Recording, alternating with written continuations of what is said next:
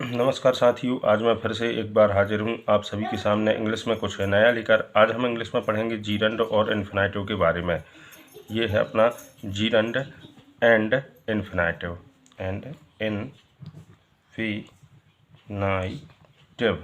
तो सबसे पहले हमें यह जानना आवश्यक होगा कि जीरंड क्या है और इन्फिनेटिव क्या है। तो जीरंड के बारे में जानते हैं। जीरंड मतलब होता है सेकेंड वर्ब, जो होती है अपना सेकेंड वर्ब। तो सेकेंड वर्ब के पहले फार का प्रयोग किया जाता है और आईएनजी जोड़ा जाता है जीरंड फॉर्म बनाने के लिए। और इन्फिनेटिव्स में दूसरी वर्ब के पहले टू का प्रयोग किया जाता है। इन्फिनेटिव यहाँ लिख लेते हैं,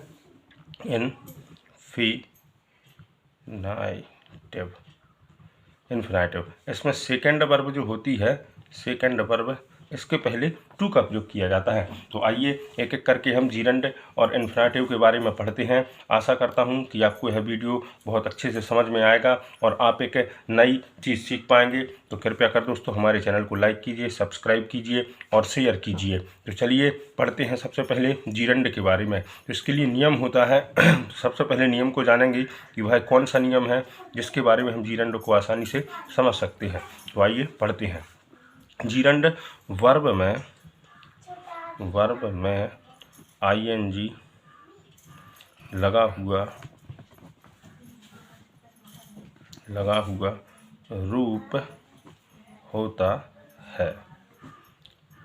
है जब किसी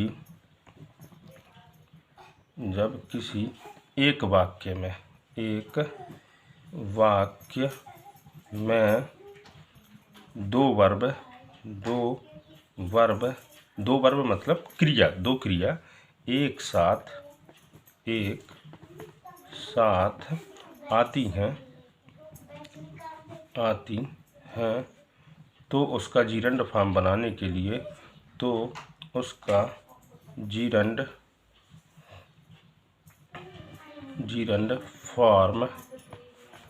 फॉर्म बनाने के लिए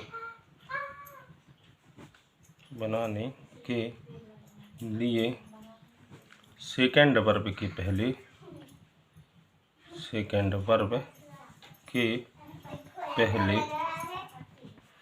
फॉर का प्रयोग किया जाता है और साथ में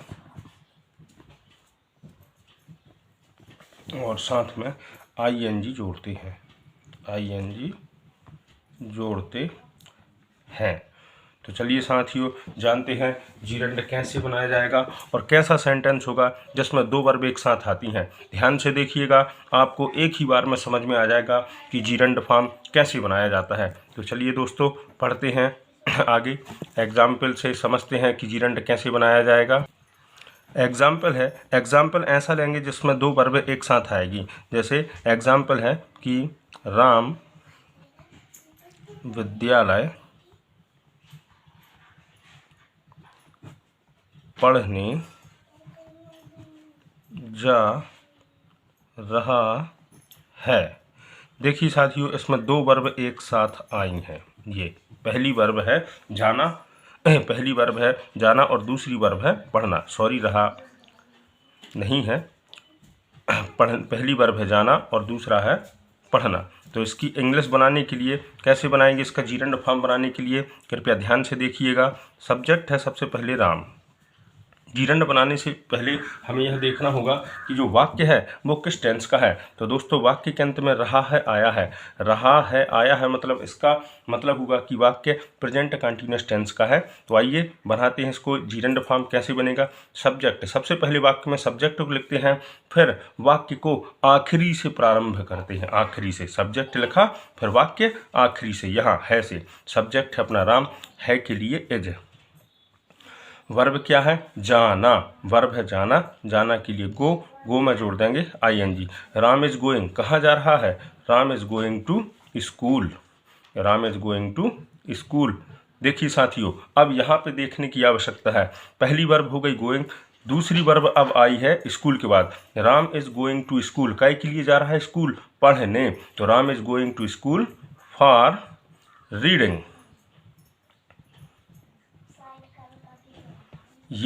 ये बन गया इसका जीरंड फॉर्म। आशा करता हूँ आपको समझ में आया होगा। एक बार फिर से देख लेते हैं साथियों।